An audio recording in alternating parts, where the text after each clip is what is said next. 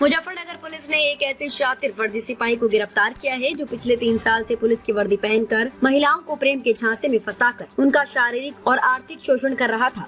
आरोपी ने अब तक 20 महिलाओं को अपना शिकार बनाया, जिसमें से 10 के साथ उसने शारीरिक संबंध बनाए और 2 से शादी भी की। आरोपी ने पुलिस पूछताछ में स्वीकार किया कि उसने असम, मेघालय, दिल्ली, गाजियाबाद, बुलंदशहर, मथुरा, संभल और मुजफ्फरनगर की महिलाओं को निशाना बनाया। उसकी पहली पत्नी उससे 23 साल बड़ी थी, जबकि दूसरी पत्नी से भी उसने धोखाधड़ी की। एक पीड़ित महिला ने नगर कोतवाली में शिकायत दर्ज कराई कि आरोपी ने उसे शादी का झांसा देकर 2,75,000 रुपए और 3 लाख के जेवरात लूट लिए। इसके बाद एसएसपी संजय कुमार वर्मा ने सीओ सिटी राजू कुमार साव को जांच सौंपी और आरोपी को गिरफ्तार कर लिया। पुलिस को मिले सबूत: पुलिस वर्दी, बैज, नेम प्लेट, सिटी डोरी, मोबाइल में अश्लील वीडियो और पीड़ित महिलाओं के चैट्स, 2,75,000 रुपए नगद और 5 लाख के जेवरात। आरोपी के खिलाफ धारा 319, 316, 318 बीएनएस के तहत मुकदमा दर्ज कर उसे जेल भेज दिया गया है। पुलिस ने अन्य पीड़िताओं से संपर्क करने की कोशिश शुरू कर दी है। आरोपी ने संभल में एक पुलिसकर्मी दोस्त की वर्दी चुराई थी, जो चुनाव ड्यूटी पर था। इस वर्दी का इस्तेमाल कर वे असली पुलिसकर्मियों के साथ उठता बैठता था ताकि उस पर शक न हो। एसएसपी ने आम जनता से अपील की है कि वर्दीधारी व्यक्ति से हमेशा उसका आईडी कार्ड मांगे और बिना पुष्टि किए भरोसा न करे। ये मामला सोशल मीडिया और वर्दी के दुरुपयोग की गंभीरता को उजागर करता है। पुलिस ने आरोपी को पकड़कर बड़ा धोखाधड़ी नेटवर्क तोड़ा है, लेकिन इससे समाज में महिला सुरक्षा को लेकर नए सवाल भी खड़े हो गए हैं।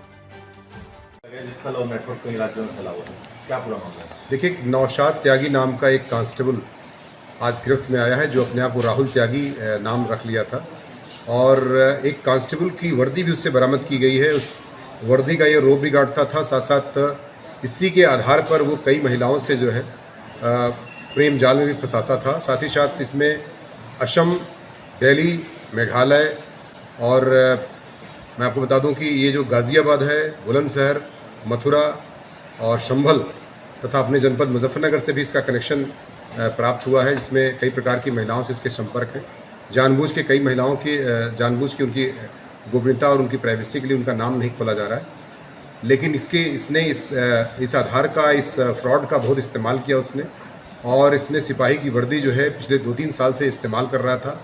कई पुलिस कर्मचारियों से भी इसके संपर्क हो गए थे और ये उनके साथ कभी कभी बैठ के खानपान भी करता था, लेकिन अपने को ये नहीं बताता था कि मैं कांस्टेबल के रूप में प्रस्तुत करता हूँ। और ये आदमी, इसके एक महिला जो भी हाल में इसकी कंप्लेन हुई है, उस ऐसे महिलाओं को टारगेट बनाता था कि जो कि महिलाएं या तो पति के बिना रहती थीं या उनके पति की डेथ हो गई है, तो ऐसे महिलाओं को टारगेट करता था। और इस संदर्भ में अभी हाल में एक कंप्लेन कोतवाली शहर में प्राप्त हुई, तो उसमें सीओ सिटी और उनकी टीम द्वारा इसमें बहुत ही अथक प्रयास किया गया, जिसके आधार पर इसके पास से जो वर्दी बरामद की गई है, बाकी कुछ चीज़ें और भी सामान्य बात से पूछताछ से सामने आई हैं, और इसे गिरफ्तार करके जेल भेजने की कार्रवाई, इसके खिलाफ अभियोग दर्ज किया गया है 319 और 316, 318 बीएनएस का, जो 419-20 पहले हुआ करता था। फर्जी पुलिस बनने के पीछे की कहानी क्या है?